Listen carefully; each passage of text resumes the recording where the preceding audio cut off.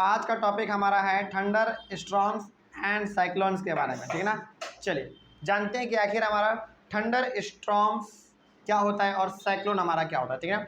देखिए thunder storm topic और cyclone topic को समझने के लिए सबसे पहले आपको समझना पड़ेगा कि आखिर ये थंडर स्टॉर्म होता क्या है ना। साइक्लोन तो हम लोग बाद में समझेंगे, लेकिन पहले हम लोग समझ लेते हैं थंडर स्टॉर्म। इसको समझने के लिए हम लोग थोड़ा सा नीचे चलेंगे, फिर दोबारा ऊपर आएंगे, ठीक है ना। देखिए यहाँ पे ध्यान से क्या लिखा हुआ थंडर स्टॉर्म का definition. The swift movement of the falling water droplets along with the rising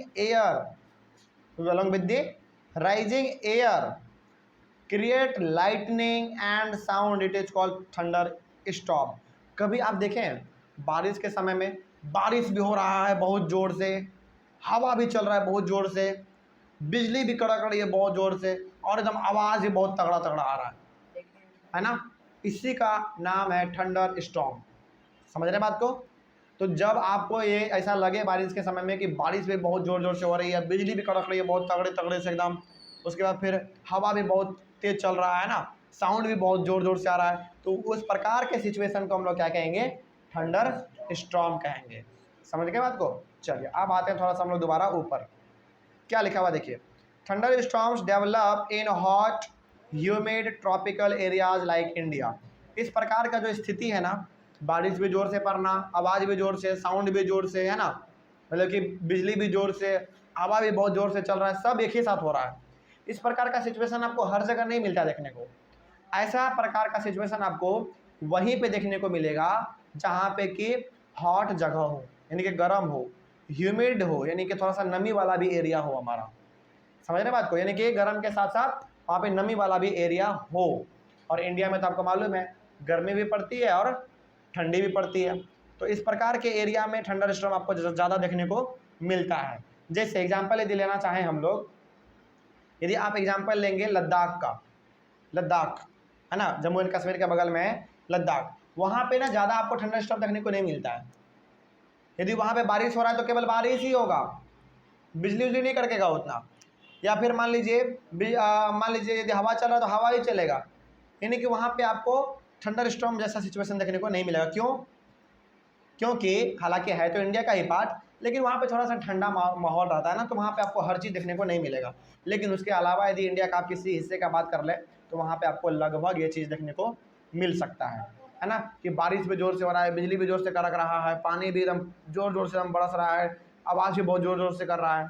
जैसे बिहार ले लीजिए सबसे अच्छा एग्जाम्पल, अभी बारिश चल रहा है ना, अभी बारिश चल रहा है, देखते हैं बारिश होता है तो कितना ज़्यादा बिजली कड़कता है ना, लाइटनिंग होता है, साउंड आता है, सब एक ही साथ होता है।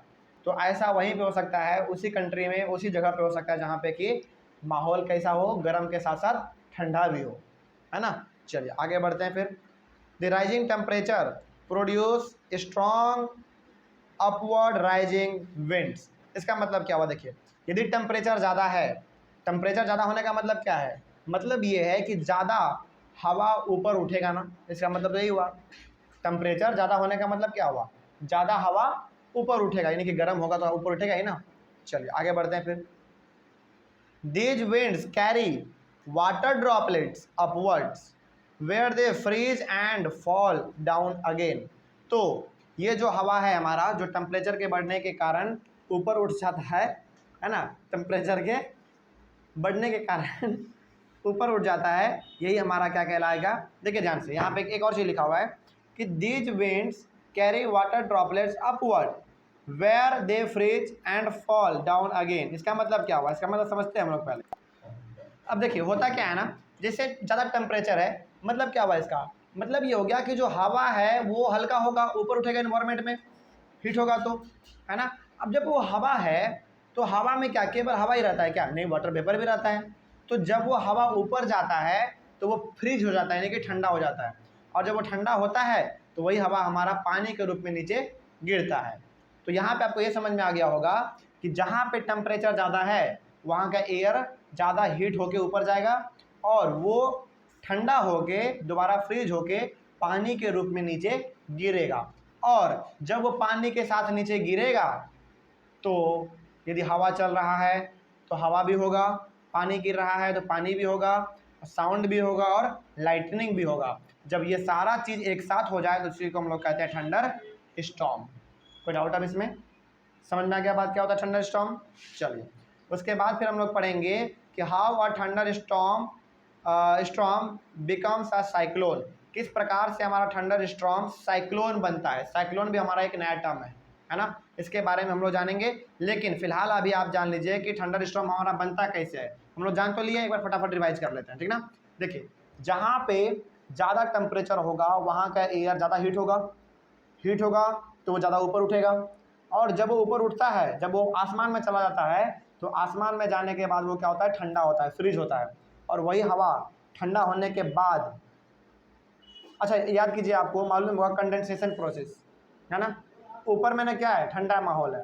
यदि कभी आपको जब भी आप एरोप्लेन पे बैठेंगे ना, जैसे जैसे आप ऊपर जाएंगे वैसे वैसे आपको ठंडा महसूस होगा। क्यों? क्योंकि ऊपर में ठंडापन है, ठंडा है वहाँ ऊपर में, है ना। तो जब हवा नीचे से ऊपर जा रहा है, गर्म हवा, और गर्म हवा याद कीजिए जब भी ठंडे के कांटेक्ट में आता है तो क्या बनता है, लिक्विड बनता है। कंडेंसेशन प्रोसेस याद कीजिए, जब भी गर्म हवा लिक्विड के कांटेक्ट में आता है, यानी कि ठंडे चीज़ों के कांटेक्ट में आता है, तो वो क्या बनता है, लिक्विड बनता है ना। और इसी प्रोसेस को हम लोग क्या कहते हैं, कंडेंसेशन कहते हैं। तो गर्म हवा नीचे से उठ के ऊपर गया तो वो ठंडा हो गया तो क्या बन जाएगा, लिक्विड बनेगा, वाटर बनेगा, और वही वाटर बरसात के रूप में नीचे आता है। और यदि वो नीचे आ रहा है उसके साथ साथ यदि बहुत ज़ोर से हवा चल रहा है, बहुत ज़ोर से बिजली कड़क रहा है, बहुत ज़ोर से आवाज़ भी आ रहा है, उसी को हम लोग कहेंगे थंडर स्टॉर्म। थंडर स्टॉर्म कहेंगे मेनली। समझ में आ गया बात? चलिए, तो अगले क्लास में हम लोग ये जानेंगे कि थंडर स्टॉर्म कैसे साइक्लोन का रूप ले लेता है। अब ये साइक्लोन क्या है इसके बारे में हम लोग अपना कल पढ़ लेंगे, ठीक ना। चलिए, thank you very much and have a nice day.